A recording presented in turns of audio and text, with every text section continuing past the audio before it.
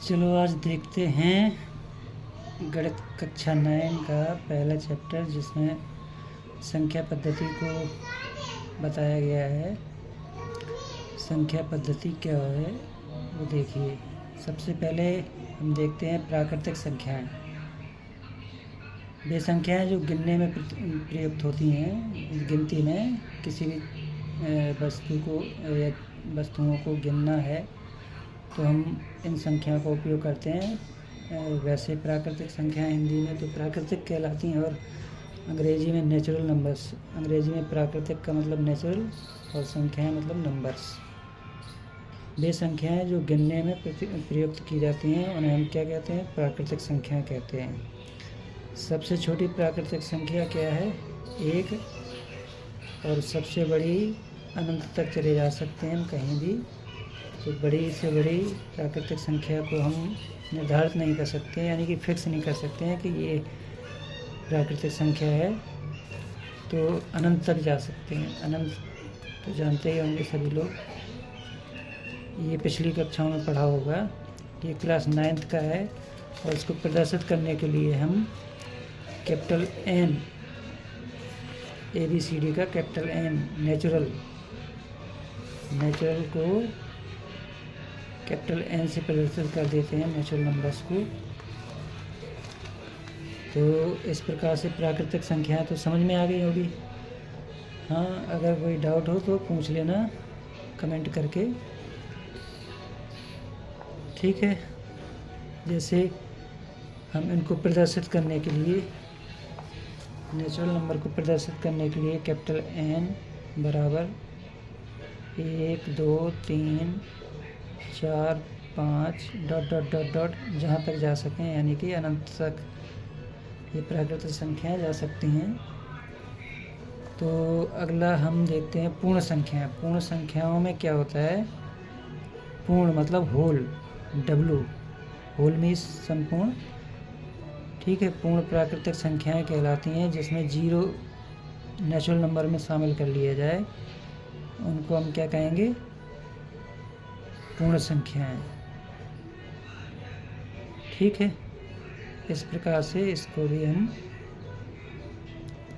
W से प्रदर्शित करते हैं, होल नंबर्स को, पूर्ण संख्याओं को।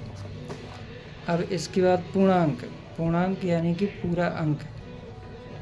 पूरा अंक सभी पूर्ण संख्याओं तथा प्राकृतिक संख्याओं के ऋणात्मक और धनात्मक सभी के संग्रह को हम क्या कहते हैं? पूर्णांकों का संग्रह कहलाता है, पूर्णांक कहलाता है। इसे हम Z से प्रदर्शित करते हैं। किससे? Z अक्षर से प्रदर्शित करते हैं। तो Z ये प्राकृतिक भी होती हैं, होल नंबर्स भी होती हैं, और इसमें ऋणात्मक संख्याओं को और संचित कर लिया जाता है। -1 -2 -3 इधर जा सकते हैं अनंत तक, और इधर 1 2 3 जहाँ तक गिनती जा सके वहाँ तक, ठीक है। Z पूर्ण संख्याएं होती हैं, यानी पूर्णांक, ठीक है। ये पूर्ण संख्याएं हैं, ये पूर्ण हैं, ये पूर्णांक, पूरा अंक। ये ऋणात्मक भी हो सकता है, धनात्मक भी हो सकता है पूर्णांक। और पूर्ण संख्याएं 0 को शामिल कर लिया जाता है प्राकृतिक संख्याओं में, तो हम पूर्ण संख्याएं कहलाते हैं। ये प्राकृतिक संख्याएं, प्राकृतिक संख्याएं, ठीक है। चलो आगे देखते हैं परिमेय संख्याएं। परिमेय संख्याएं क्या? परिमेय संख्याएं भिन्न तो जानते ही होंगे, पिछली कक्षाओं में पढ़ा होगा। भिन्न यानी कि कोई भी संख्या लिखी है P/Q के रूप में, उसे हम परिमेय संख्या कहते हैं, जिसमें Q की वैल्यू 0 के बराबर नहीं होनी चाहिए। यानी कि जैसे लिखा है 3/5 4/7 9/11, तो ये सभी क्या हैं? परिमेय संख्याएं हैं। परिमेय संख्या P/Q के रूप में हम प्रदर्शित करते हैं, जिसमें क्यू यानी नीचे जो हर होता है, अंश बटे हर को हम 0 नहीं लिख सकते हैं परिमेय संख्याओं में। ठीक है, समझ में आ गया होगा, क्योंकि 0 से डिवाइड करेंगे तो फिर वो अनंत हो जाएगी। तो अनंत ही होता है, जहाँ तक जा सकें वहाँ तक होता है। इसलिए परिमेय संख्याओं को हम P/Q के रूप में प्रदर्शित करते हैं। इसके बाद चलो आगे देखते हैं। पूर्णांक देखो धनात्मक भी होते हैं और ऋणात्मक भी होते हैं, दोनों टाइप के होते हैं। और पूर्ण संख्याएं क्या होती हैं? नेचुरल नंबर्स में 0 को संचित कर लिया जाए, 0 को भी समेट लिया जाए, उसे हम क्या कहेंगे? होल नंबर, पूर्ण संख्याएं।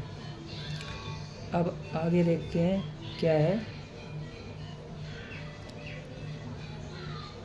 इसमें। क्या है, इसको हम परिमेय संख्याओं को Q से भी प्रदर्शित कर देते हैं।